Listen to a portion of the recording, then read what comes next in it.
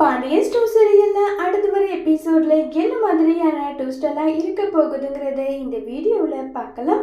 இப்போ நம்ம கோமதி போயிட்டு நேராக ஃபீல் பண்ணி கதறி அழுதுட்டு இருக்காங்க. நம்ம சக்திவேலோட கையை பிடிச்சி, அண்ணே நான் யாருக்கும் மனசார ஒரு நம்பிக்கை துரோகம் கூட பண்ணதில்லை.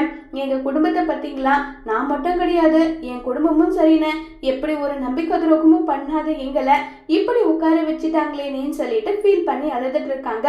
உடனே ராஜி வந்து இப்படியெல்லாம் டொமஸ்டிக் வயலன்ஸ்ன்னு சொல்லிட்டு எவ்வளோலாம் கேஸ் போட்டிருக்காங்க. இதெல்லாம் பார்க்கும்போது மனசுக்கு கஷ்டமா இருக்கும். எங்களெல்லாம் விடுங்க, சின்ன பொண்ணு அரசி அவளுக்கும் அதே மாதிரி கேஸ் போட்டிருக்காங்க நல்லா சொல்லிட்டு இருக்காங்க. உடனே முத்துவேலும் சக்திவேலும் நாங்கள் இருக்கோம்ல, நாங்கள் பார்த்துக்கிறோம், நீ இதுக்கெல்லாம் ஃபீல் பண்ணாதன்னு சொல்லிட்டு சமாதானப்படுத்திட்டு நேராக இன்ஸ்பெக்டரை பார்க்க போகிறாங்க. மேடம், இன்னும் எவ்வளோ நேரம் தான் இதே மாதிரி பொம்பளைங்களை உட்கார வச்சிருப்பீங்க?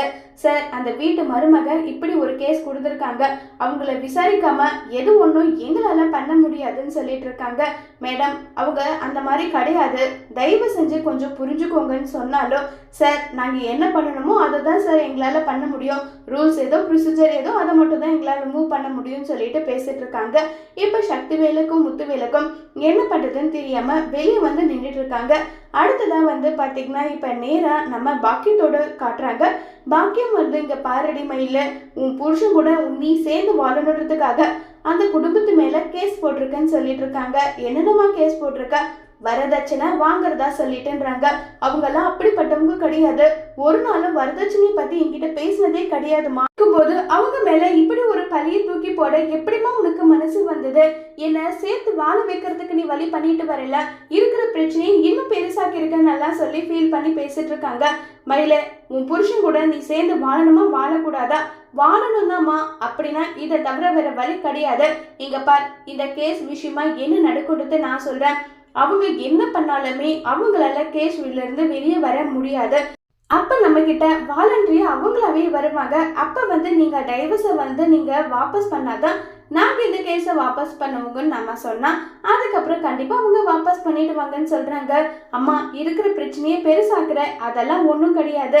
அப்படி இல்லையா விவாகரத்து கொடுத்துட்டு இந்த வீட்லேயே இருக்காது, வீட்டை விட்டு நீ வெளியே போன்னு சொன்னதோ இதை கேட்டதோ என்ன பதில் சொல்கிறதுனே தெரியாமல் ஒரு பக்கம் ரொம்பவே ஃபீல் பண்ணிட்டு பயங்கர வருத்தத்துலேயும் வந்து இருக்காங்க. மயில என்ன சொல்கிறதுன்னு தெரியாமல் இப்போ நம்ம குமாரன் நேராக போயிட்டு நடந்த விஷயத்தை எல்லாமே வந்து இப்போ நம்ம பழனி கிட்ட சொல்றாங்க. இதை கேட்ட பழனிக்கு பயங்கரமா ஷாக் ஆகுது. என்னென்ன சொல்றேன்னு சொல்லிட்டு இப்போ நேராக பழனி ரொம்பவே வருத்தப்பட்டு அங்கே வராங்க. அண்ணா, என்னென்ன இப்படி எல்லாம் நடந்துருச்சுன்னு சொல்லிட்டு ரொம்பவே வருத்தமா ஃபீல் பண்ணி கதறி எழுதிட்டு இருக்காங்க.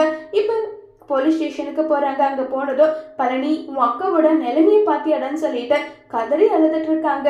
இப்ப முத்துவேலும் சக்திவேலும் சேர்ந்து நம்ம பாண்டியன் குடும்பத்தை வெளியே எடுப்பாங்களா இல்லையங்கிறது வரப்போற எபிசோட்ல வெயிட் பண்ணி பார்க்கலாம். தேங்க்யூ.